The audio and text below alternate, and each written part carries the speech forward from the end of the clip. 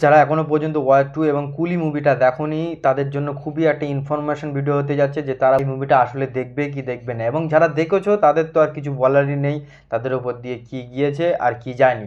তবে মুভি দুটো কি সত্যিই খুবই খারাপ মুভি সেই বিষয়ে আলোচনা করব আজকের এই ভিডিওয়।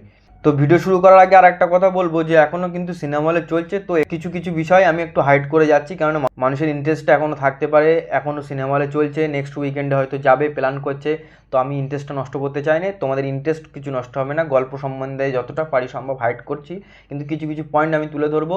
তো যারা এখনও সিনেমাটা দেখোনি তাদের দেখলে কোনো সমস্যা হবে না এই ভিডিওয়। যারা এই হাই এক্সপেকটেশন নিয়ে মুভিটা দেখতে চায়নি তাদের কাছে ভীষণ একটা ভালো মুভি হয়েছে।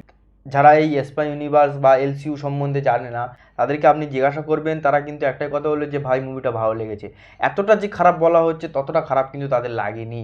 এরকম কিছু ফ্রেন্ডসদেরও আমি জিজ্ঞেস করেছিলাম, যেহেতু 15 আগস্টের উইকেন্ড চলছিল, তো তারা মুভিটা দেখতে গিয়েছিল, তো তাদেরকে জিজ্ঞাসা করলাম, তারা বললো বেশ ভালো লেগেছে।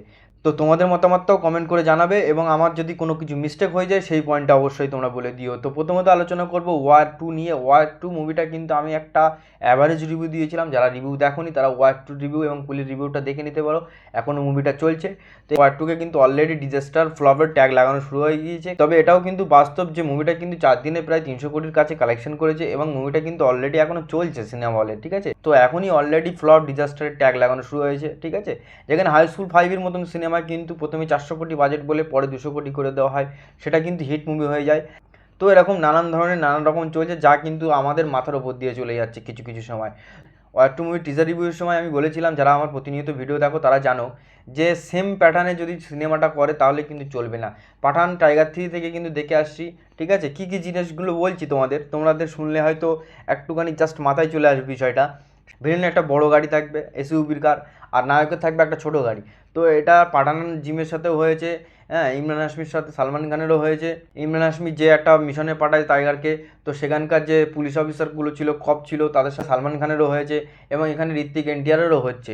তো পুরো জিনিসটা কিন্তু একই, এবং একটা করে মিশন প্রতিটা সিনেমায় থাকবে, এবং মিশনের প্যাটার্নটা এমনই লাগে না দেখতে, বিষয়টা সম্পূর্ণ একই রকম লাগে দেখতে। মিশনের প্যাটার্নটা এমনই হয় যেটা দেখতে কিন্তু একই রকম লাগে, হয়তো লোকেশন আলাদা, মিশনের যে কাজটা করতে হবে সেটা আলাদা, কিন্তু প্যাটার্নটা কিন্তু একই। এবং ভিলেন হচ্ছে একজন পাকিস্তান থেকে আসবে, না হলে রয়ের এক্স এজেন্ট, সে হচ্ছে ভিলেন। এটাই কিন্তু আমরা দেখে আসছি, এবং প্রত্যেকটা সিনেমায় কিন্তু ওই একটা করে আইটেম সং থাকছে, বা একটা করে ড্যান্সের যে গান থাকে সেটা থাকছে, একটা করে রোমান্টিক সিন থাকছে। এবং ওয়ার আর ওয়ার টুর মধ্যে তো সিমিলারি অনেক কিছু মিল পাওয়া যায়। এবার একই জিনিস মানুষ কেন পয়সা দিয়ে বারবার দেখবে, এটাই হচ্ছে বিষয়। দেখো, বড় কাস্ট থাকলেই হবে না, এই দুটি সিনেমায় কিন্তু বিশাল বড় কাস্ট, হেভি বাজেটের সিনেমা। এবার ভিএফএক্সের দিকে যাচ্ছি না, কেন ভিএফএক্স সম্বন্ধে তো বলেই দিয়েছি, ওয়াইরেপ এমন ভিএফএক্স দিয়েছে সিনেমাটায় যে একদম চোখে পড়ছে।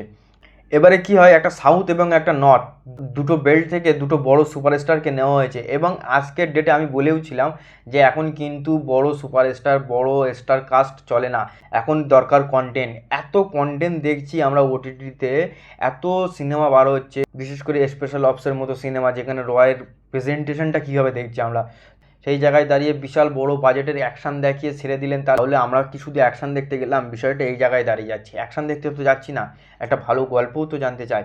হ্যাঁ, প্রেম ভালোবাসা, রোমান্টিক সিন থাকবে, ইমোশন থাকবে, সব কিছু থাকবে, ঠিক আছে, কিন্তু তোমরা তো শুধু অ্যাকশান দেখিয়েই ঝেড়ে দিচ্ছ, হাই লেভেলের অ্যাকশান, ভীষণ অ্যাকশান সিকোয়েন্স। কিন্তু না ভাই, আমরা কিন্তু শুধু অ্যাকশান দেখতে যাচ্ছি না, সেখানে দরকার একটা ভালো গল্প। তো ওয়ার টুতে কী কী ভালো আছে জাস্ট সেইগুলো আমি বলছি, জাস্ট প্রচুর খারাপ আছে, এত খারাপ আছে যেটা বললে শেষ হবে না। খারাপ যেগুলো আছে সেগুলো তো অনেক, তো ভালো কি আছে জাস্ট দুটো একটা বলে দিচ্ছি। সেটা হলো যে দুটো বাচ্চার কাহিনী আছে, এবং সেটা কিসের কাহিনী সেটা আমি বলছি না, তোমরা যারা দেখেছো কমেন্ট করে জানাও সেটা কি। তো যাই হোক, ওই দুজন বাচ্চা, তাদের মধ্যে একজন বাচ্চা খুব ভালো অভিনয় করে, খুব ভালো লাগে সেটা দেখতে। তো দুজন বাচ্চার অভিনয়টা খুবই সুন্দর করে, এবং লাস্টের কিছু সিনস যেগুলো হয় সেগুলো ভালো লাগে। ধরে নেওয়া যায় লাস্ট 10-15 মিনিট মুভিটা ভালো, এবং ঋত্বিকের প্রথম এন্ট্রি যেটা হয় সেটা একটু ভালো, বাদ বাকি পুরো সিনেমাটা একদম ঘাপলা। দুটো সুপারস্টারকে এন্ট্রি দেওয়া হয়, এবং ঋত্বিকেরটা তো খুব ভালো, এবং এনটিআরটা তো একদম সেই অবস্থা। যাই হোক, তো দেখতে ভিজুয়ালি ভীষণ হাইফাই করেছো, ভিএফএক্স খারাপ কিন্তু মনে করে নিলাম যে ভীষণ হাইফাই একটা অ্যাকশন সিকোয়েন্স দিয়ে তাদেরকে এন্ট্রি করেছো, কিন্তু তারপরে গল্প কোথায়? কোথায় গল্প? গল্প তো আর কিছুই নেই। এখানে আরেকটা বিষয়, কর্নেল লুথরা উনি কিন্তু একজন খুব ইমোশন ক্যারেক্টার হয়ে গিয়েছে স্পাই ইউনিভার্সে। তো তার সঙ্গে এমন একটা ইনসিডেন্ট ঘটে বা এই মুভিতে এমন একটা কিছু আছে তার সাথে, যেটা আমার পোষায়নি, এটা একদম ভালো লাগেনি। মিশনটা কিন্তু অন্যভাবেও হয়তো করা যেত, ওয়াইআরএফ যদি ভাবতো, যেহেতু স্টোরি তাদের হাতে, তো সেটা কিন্তু অন্যভাবে এগোতো। কিন্তু এটা একটা ভালো একটা ক্যারেক্টার, ঠিক আছে। তো তার সঙ্গে এমন একটা কিছু করে ফেলেছে যেটা একদমই পোষায় না, ঠিক আছে। তো গানগুলোও তো যায় না, গানগুলো তো যাচ্ছে তাই, বিজিএমটাও সেরকম হয়নি। ওয়ারএফের সব থেকে বড় ভুল হচ্ছে প্রত্যেকটা মুভিতে একই রকম জিনিস ঢেলে দেওয়া, একই রকম জিনিস জাস্ট কপি পেস্ট, মানে একটু অর্ধেক ঘুরিয়ে দিয়ে দেওয়া হচ্ছে। এবং অনেক সিন তো হলিউড থেকে ঝেপেছে। কিন্তু হ্যাঁ, আমার যেটা মনে হয় জানাব আলীর সঙ্গে যদি সালমান এবং এসআরকের একটা ক্যামিও দিয়ে দিত, গানটাই বলছি, এক্সট্রা ক্যামিও ঢোকায়নি তারা, খুব ভালো করেছে, ঠিক আছে। কিন্তু এই গানটাই, যেহেতু এখনও পর্যন্ত গানে কিছু হয়নি, জাস্ট টাইগার এবং পাঠান গানটাই চলে আসলো 30 সেকেন্ড, তাহলে থিয়েটারের অবস্থাটা কী হতো তোমরা একবার ভেবে দেখো। এটা আমার জাস্ট এটা মনে হয়েছে, এটা আমার পার্সোনাল ওপিনিয়ন। তোমাদেরও পার্সোনাল আলাদা মতামত থাকতে পারে, তো তোমাদের মতামতটা কী সেটা জানাও কমেন্ট করে। আমি বারবার করে বলেছিলাম যে একই রকম জিনিস করলে চলবে না, একই রকম জিনিস করলে চলবে না। প্রত্যেকটা সিন যেন দেখে মনে হচ্ছে পাঠান থেকে এসছে কিংবা টাইগার 3 থেকে এসছে। টাইগার 3-র সাথেও কিন্তু একই রকম বিষয়টাই হয়েছিল। তো এখানে ওয়ারেভ এত ভাবনা চিন্তা করেছে, এত বাজেট ঢেলেছে এবং বড় বড় দুটো সুপারস্টারকে নিয়েছে। তার মধ্যে তারা শুধু একটা জিনিস ভেবেছে কি, শুধু আমরা ক্যামিওটা বাদ দেবো। তো শুধু তারা ওইটাই বাদ দিয়েছে, ব্যাস এইটুকুই তাদের ভাবনা চিন্তা এসছে।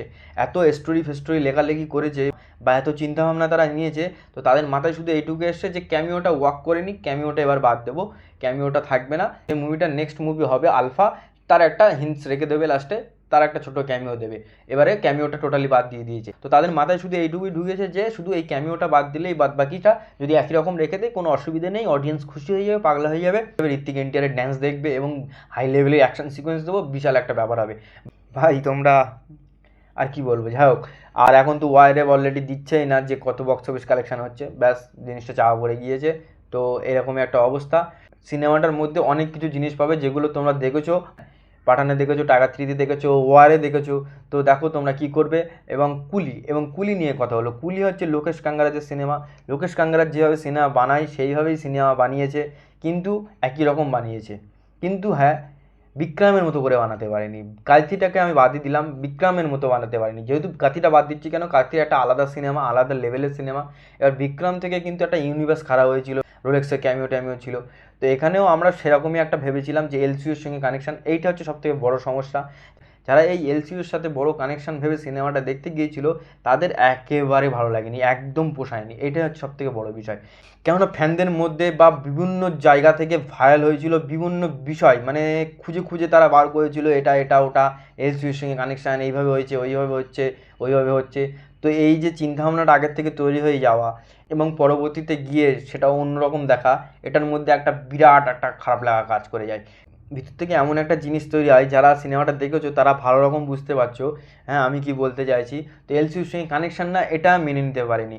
দেখো এলসিউর সঙ্গে কানেকশান করিনি লোকেশ কাঙ্গারাজ, ঠিক আছে, কোনো সমস্যা না। যে ক্যামেওগুলো ছিল, এদের বিজিএমগুলো কিন্তু খুব সুন্দর দিয়েছে, কিন্তু ক্যারেক্টারগুলোকে খুব জোরালো বা শক্তপোক্ত ক্যারেক্টার আমার মনে হয়নি। রোলেক্স যেরকম ভাইব দিয়েছিল, আমির খান কিন্তু সেই ভাইব দেয়নি। তো রোলেক্সের সঙ্গে আমি কম্পেয়ার করছি না, এটা হয়তো আলাদা বিষয়, আলাদা চিন্তাভাবনা নিয়ে বানিয়েছে। এবারে কুলি সিনেমাটা তোমরা ভালোভাবেই জানো যে প্রত্যেকটা স্টেট থেকে একটা করে কাস্ট নেওয়া হয়েছে, এটা একটা বিজনেসের দিক থেকেও ভালো আইডিয়া। তো এই সিনেমায় যে কাস্টগুলো ছিল যারা ক্যামিও দিয়েছে অ্যাকচুয়ালি, তো উপেন্দ্রের ক্যামিওটা আমার ঠিকঠাক লেগেছে, বাদ বাকি আমির খানের ক্যারেক্টারটা একদম বাজে লেগেছে। তবে হ্যাঁ, বিজিএমগুলো ভাই অনিরুদ্ধ সত্যি দিয়েছে।